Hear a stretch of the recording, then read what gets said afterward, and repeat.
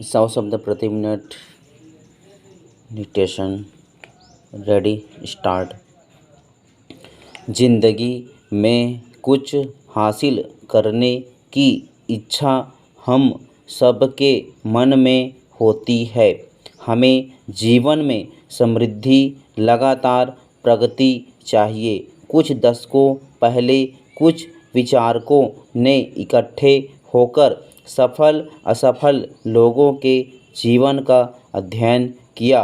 उन्होंने पाया कि जीवन में संसाधन, सपोर्ट सिस्टम अच्छा नहीं होने के बावजूद लोग सफल हुए हैं।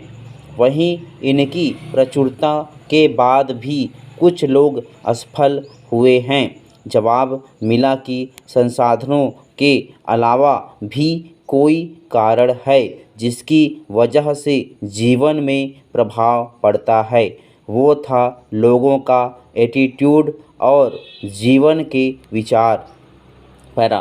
प्रसिद्ध लेखक जेफ केलर ने किताब लिखी है एटीट्यूड इज एवरीथिंग। वह कहते हैं कि सफलता दिमाग में शुरू होती है, इसलिए अपने विचार सही रखें। दूसरा, वह कहते हैं कि आपके शब्द आपका चरित्र और व्यक्तित्व निर्धारित करते हैं, इसलिए सोच समझकर बोलें। तीसरा ये कि आपके कामों से ही परिणाम तय होता है, इसलिए उद्देश्यपूर्ण काम करें। असफलता का सामना करने में सिर्फ एटीट्यूड ही आपका हथियार होता है। पैरा। जीवन में ऐसी मुश्किल परिस्थितियां भी आएंगी जब फ़ोन की कॉन्टैक्ट लिस्ट में 400 नंबर होने के बावजूद आप यह निर्णय लेने से पहले तकलीफ़ में आ जाएंगे कि किसे फ़ोन करें और किसे नहीं। जीवन में सुख भी आएगा, दुख भी आएगा। ये परिवर्तनशील जगत है। यहाँ कोई चीज़ भी स्थायी नहीं है सिवाय परिवर्तन के। उस समय परिस्थितियों को संभाल लेना इंसान का कर्तव्य है और यही जीवन जीने की शैली है। आपके साथ जो कुछ भी घट रहा है वह हमेशा अच्छा है। अगर आप इस विचार को अपने साथ रखेंगे तो उस गंभीर परिस्थिति से जल्दी बाहर निकल आएंगे। बैठ जाना है या चलते जाना है, यह आपका विकल्प है। कठिन परिस्थितियों में खुद को, परिवार को, नौकरी, व्यवसाय को कितनी अच्छी तरह संभाला, यही आपको सही इंसान बनाता है।